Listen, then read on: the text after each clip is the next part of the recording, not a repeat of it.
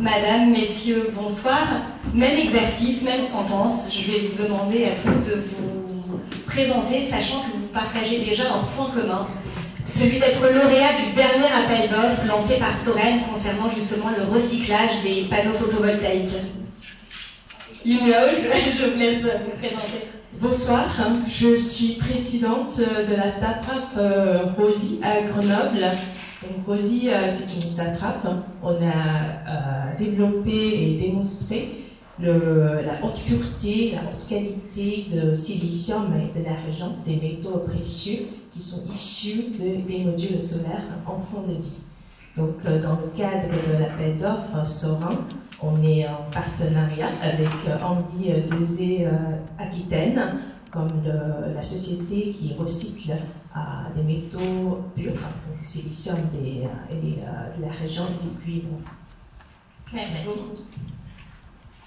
Bonsoir, Frédéric Seguin, je suis directeur général de cette structure Ambi en Nouvelle-Aquitaine, des structures spécialisées dans le réemploi d'électroménager, de matériel médical. Bientôt, je vais vous en parler de panneaux photovoltaïques. Et puis dans la collecte et traitement de déchets, et spécialement de déchets électriques. Voilà. Et donc partenaire avec Rosie. Merci. Bonsoir, donc je vais copier mon voisin et collègue. Donc je suis Franck Zeffon, directeur général de la société Ambi 2E, qui se trouve à 2 pas de Toulouse.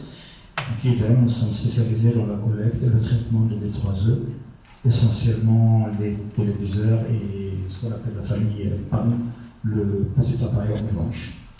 Et donc, depuis peu, on est également sur les panneaux, à la fois la collecte et le traitement. Mais le traitement, c'était une activité marginale chez nous dans le passé, et j'espère qu'elle va s'accélérer dans les années à venir avec le volume qui vient d'être annoncé. Voilà, bonsoir à tout le monde. Je suis Luc Vénien, directeur recherche et développement de groupe Gallo.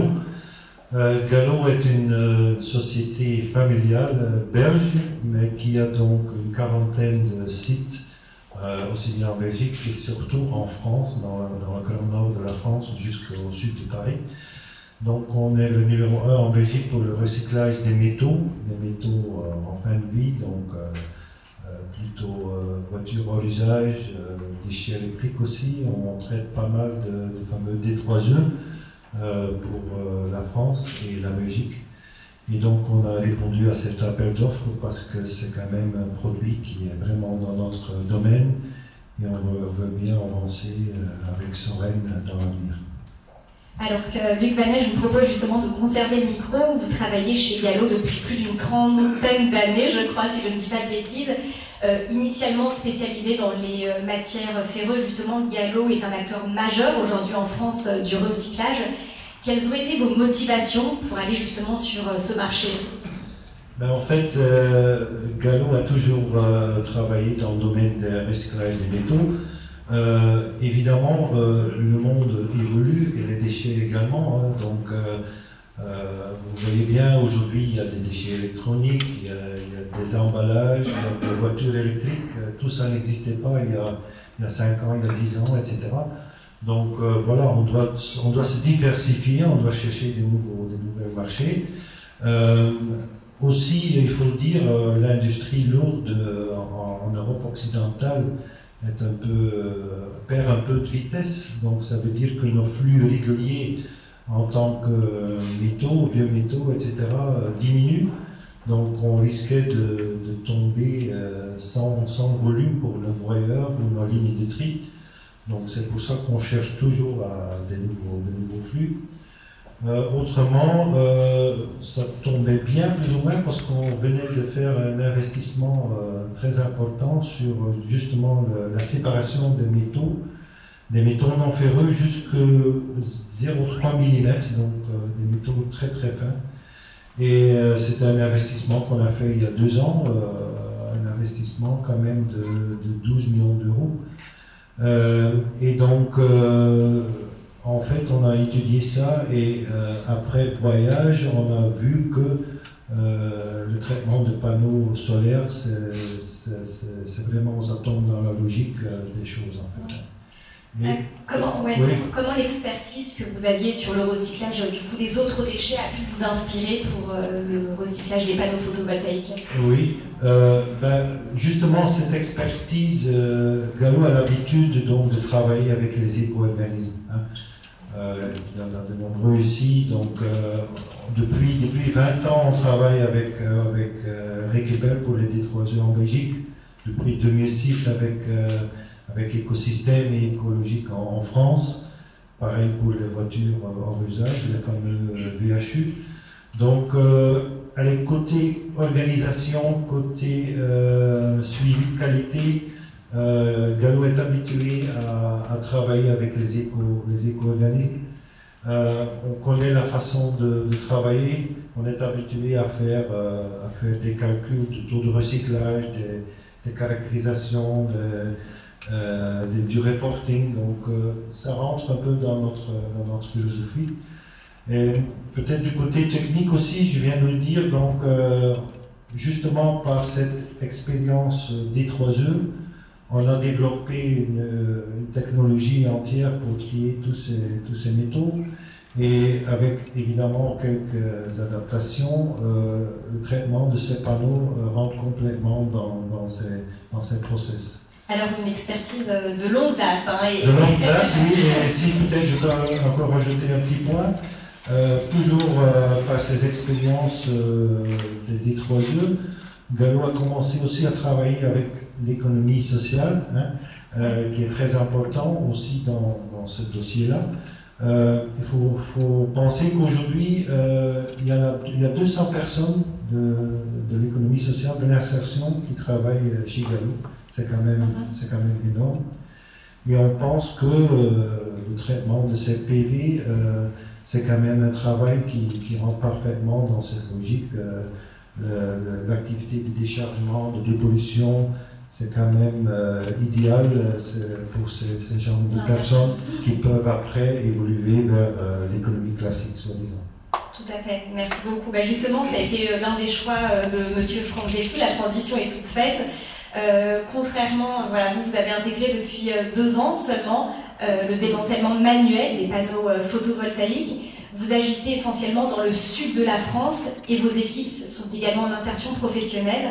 Je crois que vous annoncerez d'ici quelques semaines l'ouverture d'un nouveau site de recyclage basé à Toulouse. Franck Zeffou, ma première question serait de savoir quels sont les enjeux en fin de compte pour la région Occitanie.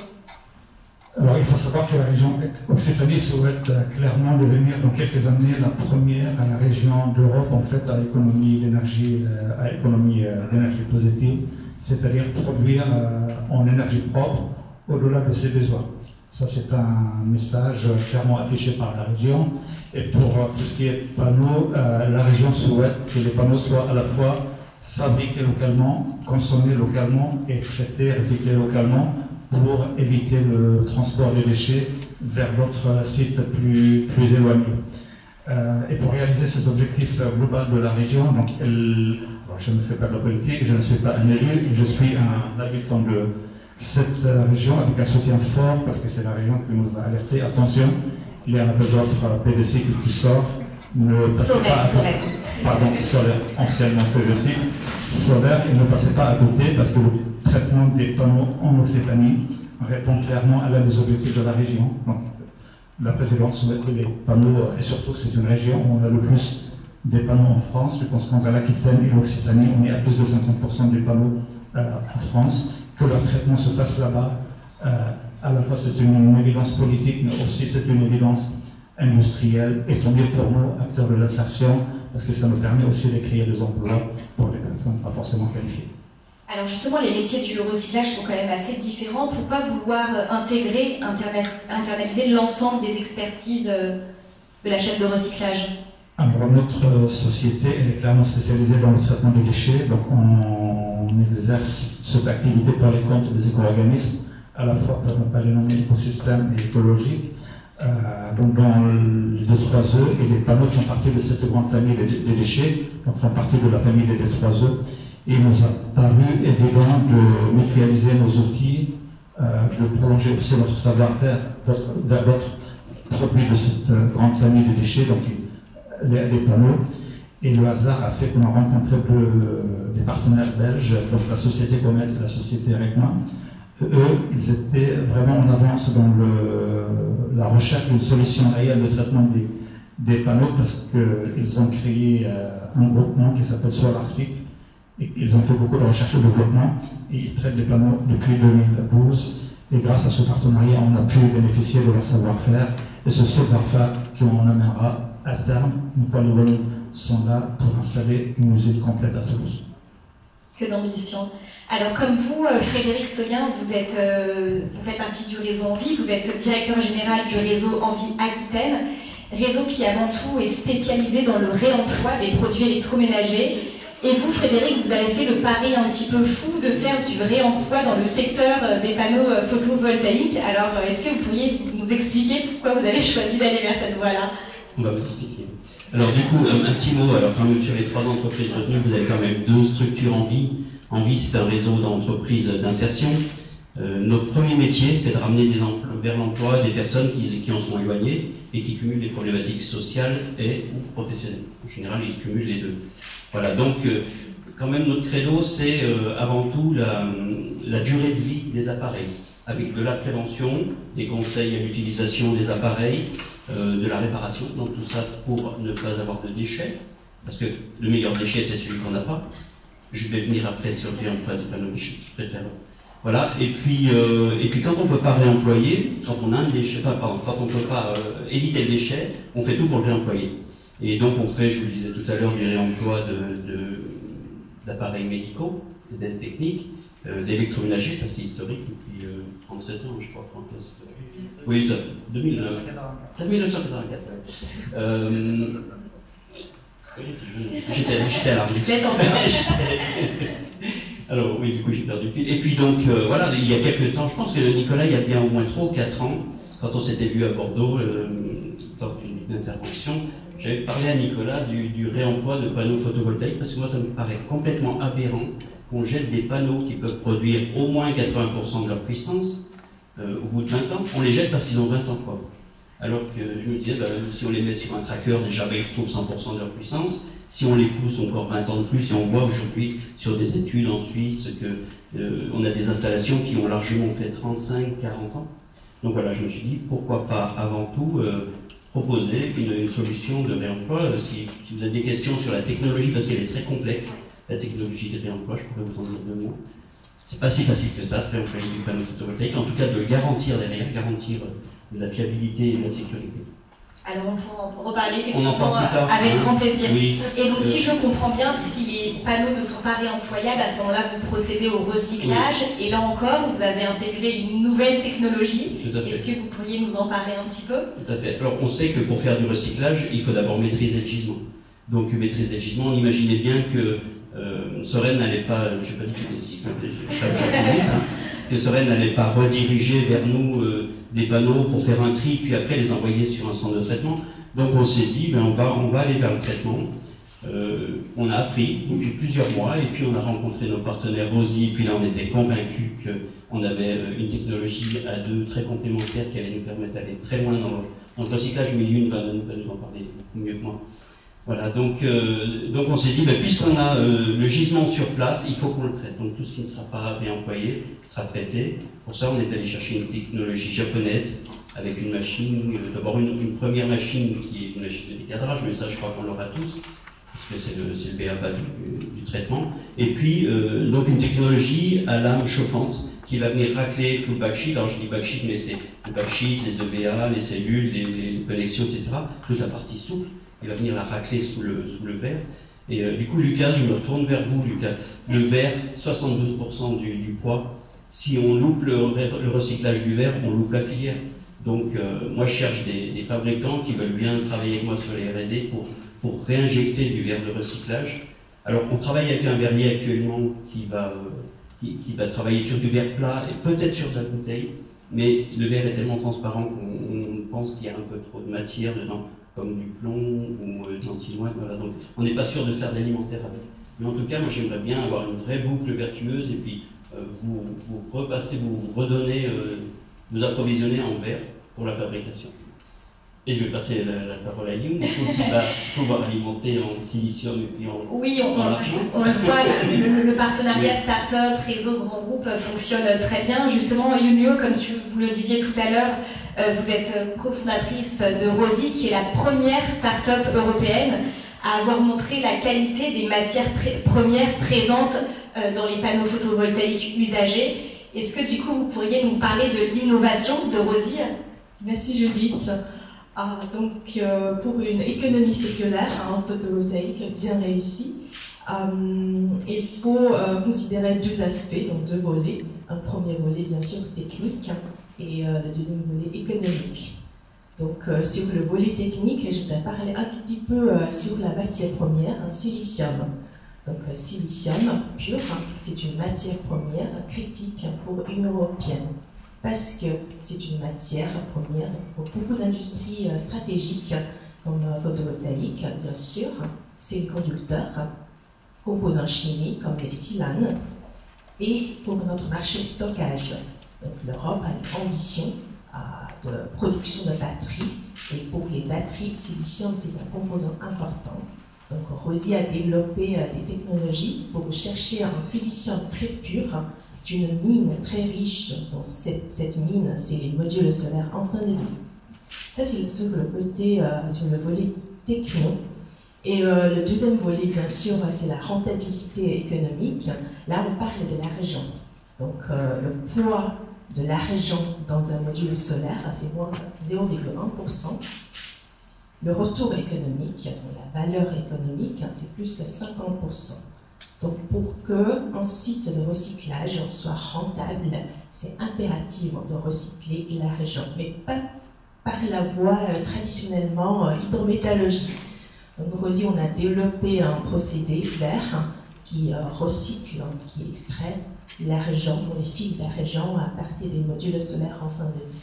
Donc dans ce cadre-là, je voudrais remercier à Andy et à Sora, j'ai bien dit, de nous donner cette opportunité d'intégrer nos technologies, les innovations dans une échelle industrielle à plus grande échelle. Alors justement, que représente pour vous aujourd'hui le soutien que vous apporte l'éco-organisme Soren? Oui, c'est vraiment critique, hein. C'est un des plus grands soutiens parce qu'il nous donne un terrain industriel pour démontrer notre technologie à l'échelle industrielle.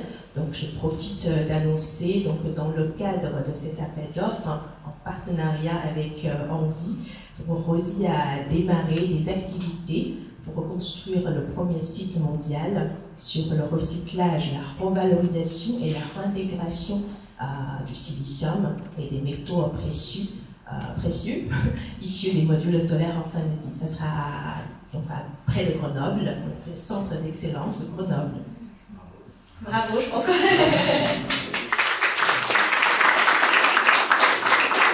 Bravo à tous, justement, et on vous souhaite tout le meilleur, hein, puisque donc là, bon, voilà, c'est une nouvelle aventure qui s'ouvre à vous, donc beaucoup de belles choses, beaucoup d'innovations, de beaux projets.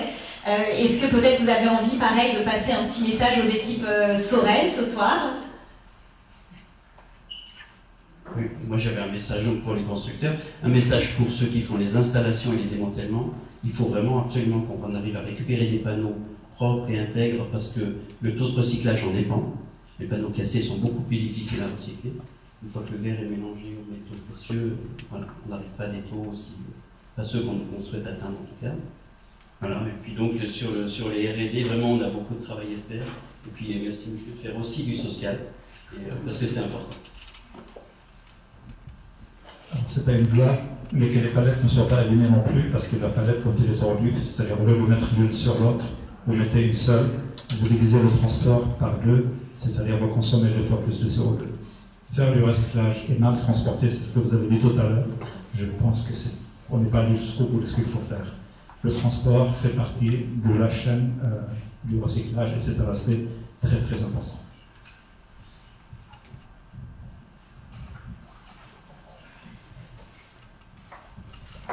Oui, peut-être encore un petit message pour Soren. Hein. Donc, je souhaite aussi qu'on reste surtout en contact régulier pour tout ce qui est R&D, qu'on se voit au moins 1 ou 2 fois par an pour parler des évolutions, parce qu'il y a beaucoup d'échanges à faire entre les producteurs, les recycleurs et Soren évidemment eux-mêmes. Donc c'est un peu le souhait que j'ai, qu'on reste vraiment en contact pour tous les développements techniques. Voilà. Merci beaucoup. Merci. Alors le rendez-vous est pris. Je vous propose qu'on se retrouve tous d'ici quelques mois. En attendant, on va rendre le micro pour la suite des événements de la soirée. Merci beaucoup en tout cas, messieurs, dames.